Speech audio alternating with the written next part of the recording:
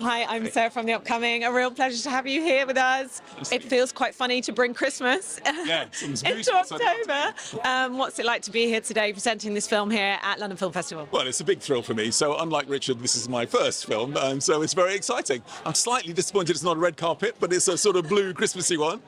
Yeah, it's great fun. And for people who don't know anything about that Christmas, what can they expect going into this film? Okay, so it's kind of Love Actually for kids. So it's an interwoven 3 stories of 3 sets of kids, which for various reasons they end up without their parents, and see how they go on. People love Richard Geddes' films. Obviously, Love Actually has a special place in people's hearts. But this is his first foray, in working on animation. And maybe not everyone knows that he had these children's books. What do you think made these so ripe for putting on the big screen? He has an amazing understanding of what it is to be a human being, and that makes you laugh, cry, and think. So the 3 stories are sort of set before, during, and after Christmas, and we've just sort of woven them together into something that I hope will be the kind of film that you want to watch again and again at Christmas. And what was it like collaborating with Richard? Well, it's easy.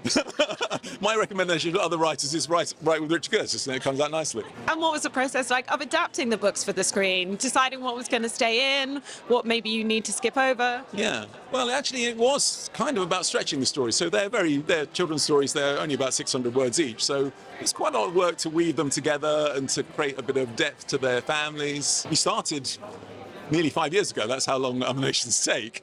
So it's kind of a lockdown baby, actually. And what about deciding what the animation itself is going to look like? It's very beautiful. It's kind of traditional. Simon Otto is an amazing director. The How to Train Your Dragon is where he cut his teeth. And I guess it's like the best of Pixar and Disney woven into just his little way of making it his own. He'll be along in a minute, and he's an enormous Viking of a man.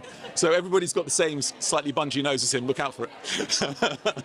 And what an incredible voice cast, Brian Cox, Fiona Shaw. What was it like hearing these people bring these characters to life?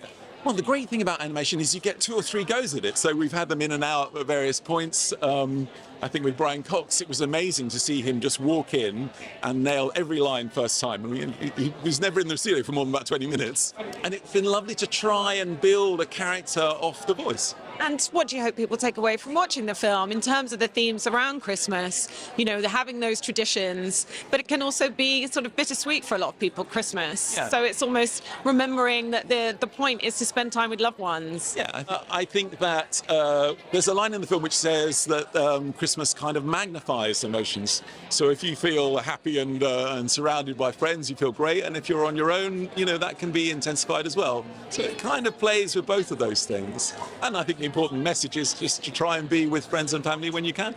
Were there any Christmas films that you loved growing up? It feels like we haven't had like a classic Christmas animation for a while. Yeah. So my family, we watch Muppet Christmas Carol every year, even though my kids are now in their 20s. So I think, there was crying out for a Richard Geddes film that you can watch after. Well, there's some slightly rude bits in Love Actually, and there's none of that in this. And I understand Ed Sheeran's written an original song. What was it like having him be on board and collaborate with this as well? Well, I am very bad at keeping a secret, so I've had to keep that quiet for 6 months. I can't tell you the pain involved in that, but it's a beautiful song. I mean, I can't wait for you to hear it. He's a genius. I think he wrote it in about 20 minutes as well, which is lovely. And what are you going to be working on next, do you know? Well, this is probably not the time to say it, but I'm trying to persuade Netflix that they should make That Summer as a kind of follow-up. Amazing. We'll have to look out for that as well. Thanks so much for your time. Really enjoy the day. Thank you.